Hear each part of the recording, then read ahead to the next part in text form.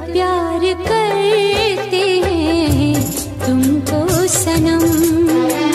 एक ऐसी मधुर आवाज की मल्लिका जिन्हें इनके फैंस ने दूसरी लता करार दिया। चाहा है तुझको, चाहूंगी हरदम।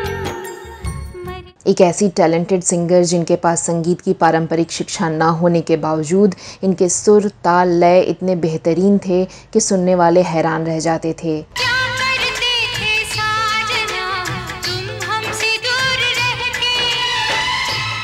इस वर्सेटाइल सिंगर के गाए रोमांटिक सॉन्ग्स युवा दिलों के एंथम बन गए। मैंने प्यार तुम्हीं से किया है, मैंने दिल भी तुम्हीं को दिया है। तो वहीं इनकी आवाज आज भी भक्ति गीतों का पर्याय मानी जाती है। कल्पतरु पुण्य आत्मा प्रेम सुधा शिवना।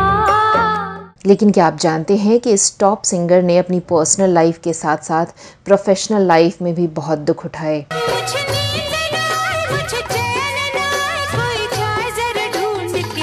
क्या आप मानेंगे कि बॉलीवुड की कुछ दिग्गज गायिकाओं ने इनकी सफलता से घबराकर इनके खिलाफ बड़ी बड़ी साजिशें रची और इनके गाए हुए कई गीतों को फिल्मों से बाहर करवा दिया।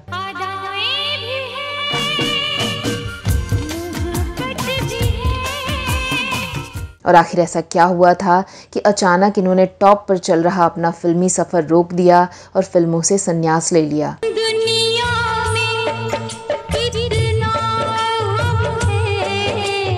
बताएंगे सीधी सादी गायिका के पर्सनल और प्रोफेशनल लाइफ के स्ट्रगल्स, सक्सेस और गुमनामी में खो जाने की पूरी दास्तान। आप देखते रहिए बॉलीवुड के रोचक किस्से वेदिका के साथ।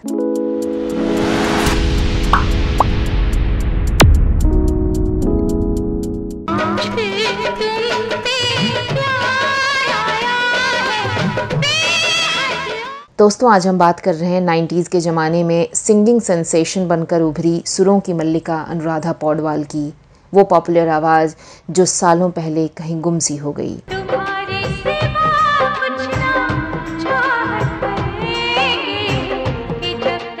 हम इनके जीवन की घटनाओं की बात करें उससे पहले जानते हैं कि कौन है अनुराधा पौडवाल और कैसे वो इंडस्ट्री में आई।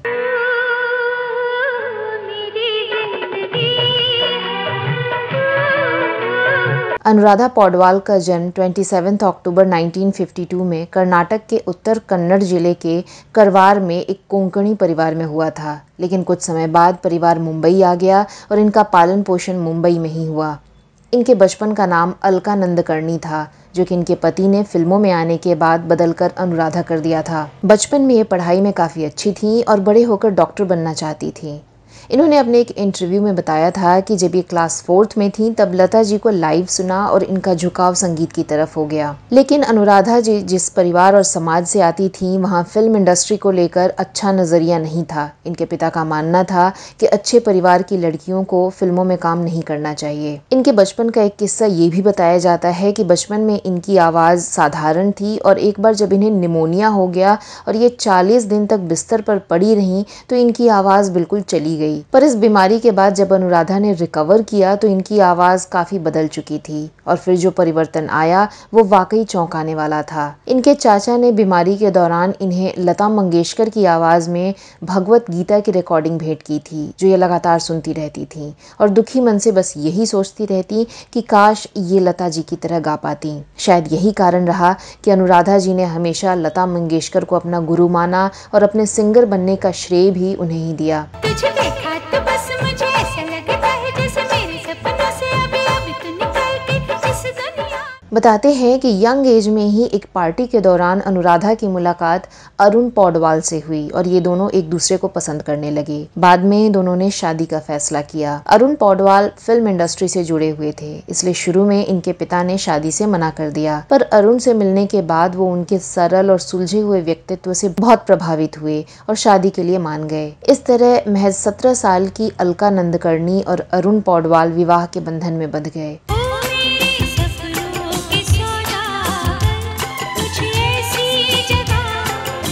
इस शादी से इन्हें 3 बच्चे हुए, एक बेटा आदित्य पौडवाल और बेटी कविता पौडवाल।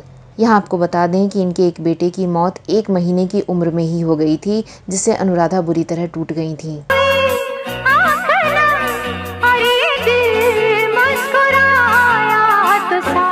अनुराधा के पति अरुण पौडवाल एसडी बर्मन साहब के असिस्टेंट के रूप में काम करते थे और एक दिन वो अपनी पत्नी अनुराधा को लता की लाइव रिकॉर्डिंग सुनवाने एक स्टूडियो लेकर गए। वहां इन्होंने लता जी को लाइव गाते हुए सुना और उसी गाने को बाद में रेडियो में एक मराठी कार्यक्रम में गाया। श्रोताओं को ये गीत बेहद पसंद आया और ये पहली बार था कि जब वहां मौजूद लोगों ने अनुराधा की तुलना लता जी से कर डाली।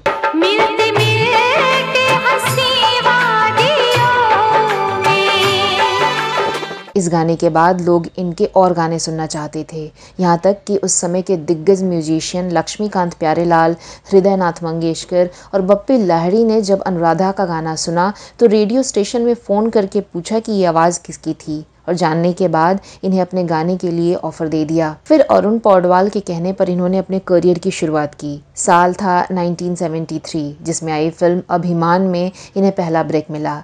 इस फिल्म के संगीतकार एसडी बर्मन साहब थे, जिसमें इन्होंने जया भादुरी पर फिल्माया एक बेहद कर्णप्रिय श्लोक गाया।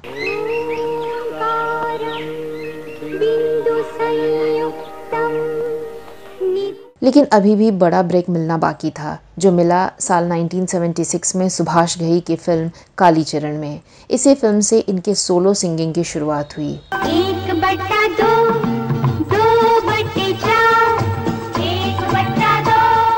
इसके बाद अनुराधा ने कभी पीछे मुड़कर नहीं देखा और इनकी गायकी का सफर चल निकला। इसके बाद आई फिल्म हीरो, जिसने तहलका मचा दिया।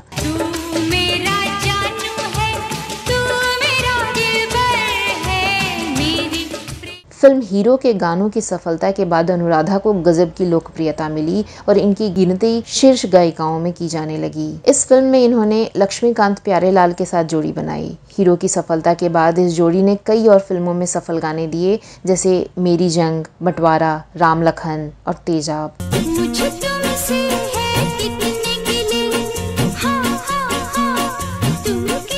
राम लखन वो फिल्म रही जिसके गाने बच्चे बच्चे की जुबान पर चढ़ गए, तो तेजाब के गानों ने भी सभी बड़ी गायिकाओं के सिंहासन को हिलाकर रख दिया। फिर तो अनुराधा पौडवाल ने एक के बाद एक लक्ष्मीकांत प्यारेलाल, कल्याण जी आनंद जी और जयदेव जैसे संगीतकारों के साथ खूब काम किया।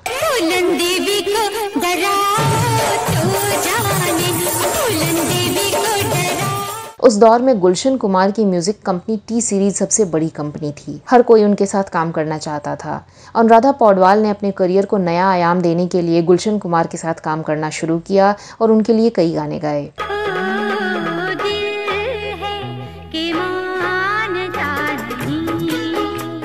सफलता ने अनुराधा के कदम ऐसे चूमे कि आशिकी, दिल है कि मानता नहीं और बेटा, इन तीनों ही फिल्मों के लिए उन्हें लगातार 3 बार फिल्म फेयर अवार्ड से नवाजा गया।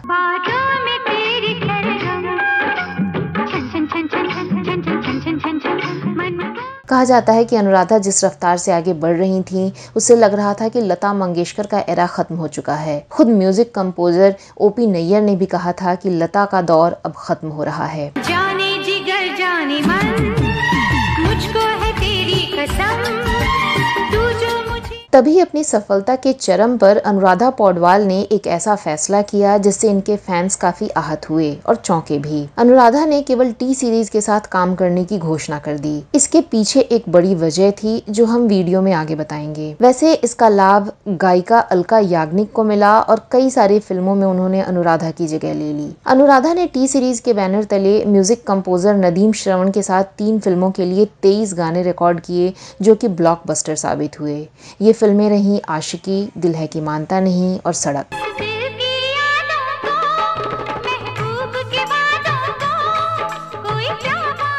आशिकी फिल्म के गानों के रिकॉर्ड हिंदी सिनेमा के इतिहास में सबसे ज्यादा बिकने वाले रिकॉर्ड्स के मामले में आज भी तीसरे नंबर पर हैं।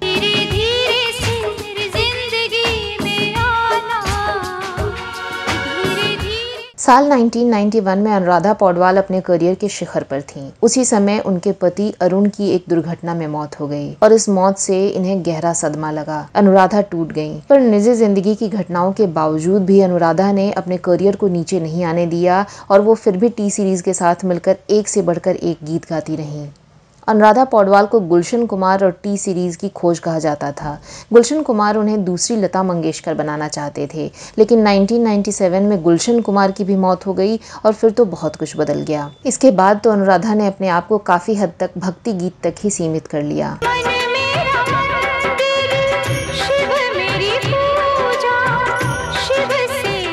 हालांकि इन्होंने इसके बाद भी टी सीरीज़ के लिए कुछ फिल्मों में अपनी आवाज़ दी, जिसमें से प्रमुख फिल्में रहीं मन, हम साथ साथ हैं, सिर्फ तुम आदि।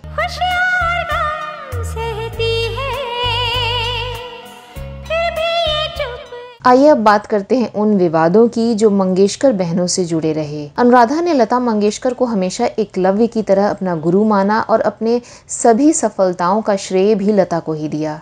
पर कहा जाता है कि लता मंगेशकर महाभारत के द्रोणाचार्य की तरह हमेशा उनका अंगूठा ही काटती रहीं। फिल्मी रिपोर्ट्स की माने तो लता जी ने अनुराधा के कई गाने फिल्मों में अपनी आवाज से रिप्लेस करवा दिए।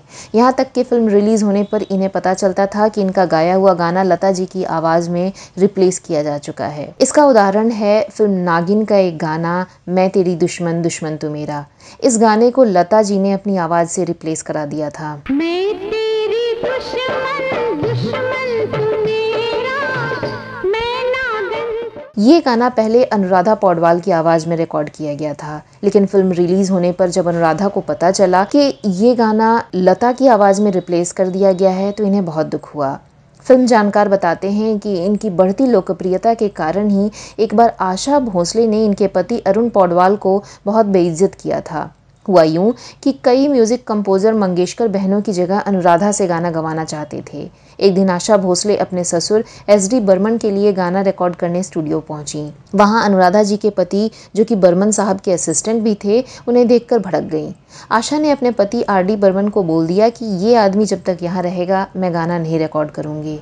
इसके बाद अनुराधा के पति को सबके सामने स्टूडियो से बाहर निकाल दिया गया और जब ये बात अनुराधा को पता चली तो उन्हें बहुत दुख हुआ। इन्हीं सब कारणों से तंग आकर आखिरकार अनुराधा ने सिर्फ टी सीरीज के लिए ही गाने का फैसला कर लिया। वैसे तब के अखबारों और फिल्मी गलियारों में अनुराधा के इस फैसले के पीछे कई अजीबोगरीब रीजंस बताए गए, लेकिन सीधी साधी अनुराधा के लिए मंगेशकर बहनों के एकाधिकार का सामना अकेले करते रहना मुश्किल था और इसी मजबूरी में इन्होंने ये कदम उठाया।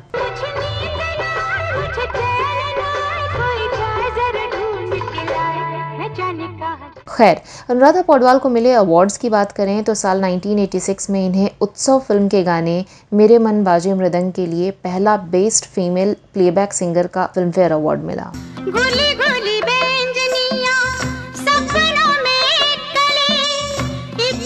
इन्होंने अपनी बेहतरीन गायकी से लगातार 3 बार बेस्ट प्लेबैक सिंगर का फिल्म फेयर अवार्ड जीता। पहला अवार्ड था साल 1991 में आई फिल्म आशिकी के लिए।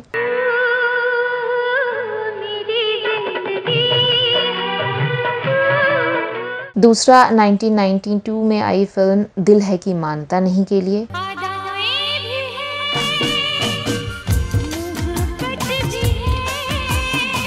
और तीसरा 1993 में आई फिल्म बेटा के लिए।